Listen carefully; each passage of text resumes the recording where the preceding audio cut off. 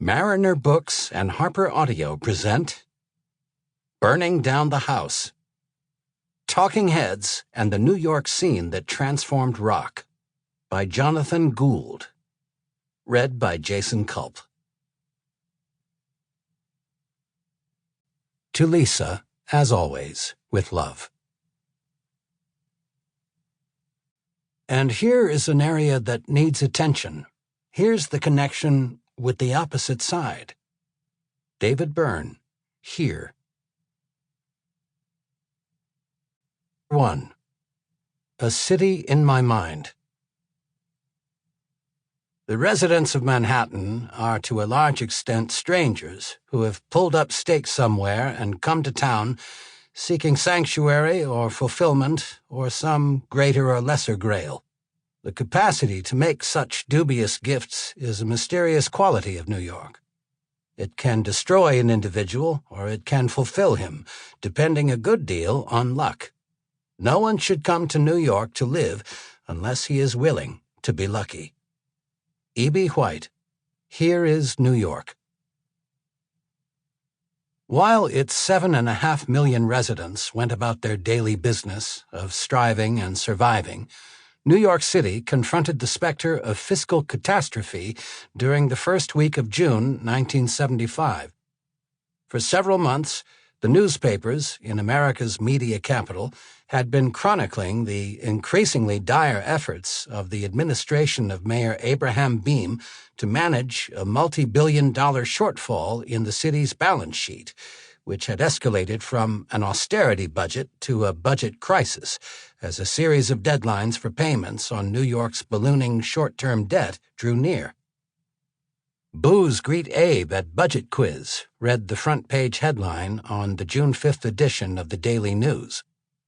The accompanying article described a rancorous public hearing at which representatives from the municipal unions and minority communities denounced the mayor's proposals for mass layoffs in the city's workforce and deep cuts in its public education and social service programs. In the week ahead, the Board of Education would declare an official day of mourning for New York's public schools.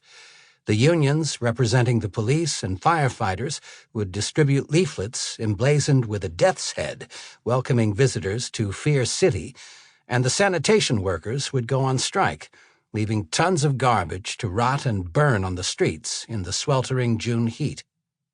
In the midst of a national recession, with inflation and unemployment cresting above 10%, the bill for a decade of wishful economics and willful mismanagement on the part of New York's political establishment was inexorably coming due. America's greatest city was teetering on the brink of bankruptcy. Or as John Denver declared on the record that topped the Billboard charts that week, "Thank God I'm a country boy."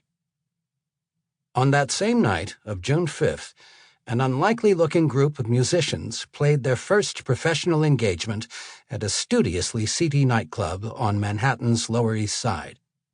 The name of the club was CBGB, an acronym for 3 types of music, country, bluegrass, and blues, that would almost never be played there.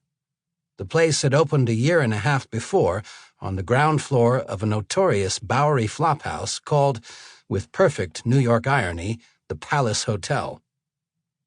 The club's owner, Hilly Crystal, had previously managed jazz and folk venues in Greenwich Village.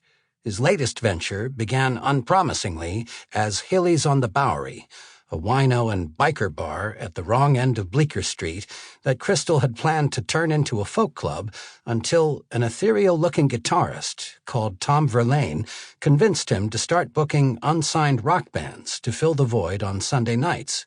Though Crystal thought they were the proverbial worst band I ever heard in my life, Verlaine's group, Television, was the first of these local heroes to attract a following.